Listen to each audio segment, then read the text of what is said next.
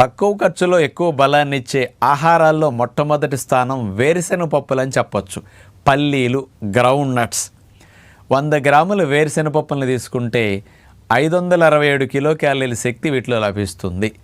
100 గ్రాముల మేక మాంసం 118 శక్తి, కోడి మాంసం 109 శక్తి. మాంసాహారం కొలెస్ట్రాల్ కలిగి ఉంటుంది, కానీ వేరుశెనగ పప్పులు 0 కొలెస్ట్రాల్. కాబట్టి ఇవన్నీ కూడా 200, 300 మేక మాంసం అయితే 800, 1000 రూపాయలు కేజీ. కానీ వేరుశెనగ పప్పులు 120, 150 రూపాయల్లో 5 రెట్లు బలాన్ని ఇస్తుంది. కాబట్టి బీదవారు, సామాన్యులు కూడా ప్రతిరోజు వేరుశెనగ పప్పులు తినటం మంచిది. ఎండిపోయిన వేరుశెనగ పప్పుల్ని నైట్ నీళ్ళలో వేస్తే ఉదయానికి నానతాయి. నానపెట్టుకు తింటే పాలుగారే స్థితి, తేలిగ్గా డైజెషన్ అయ్యి త్వరగా శక్తినిస్తాయి. పచ్చి వేరుశెనగకాయలు దొరికినప్పుడు ఒలుసుకు తింటే మరీ మంచిదని మరవకండి.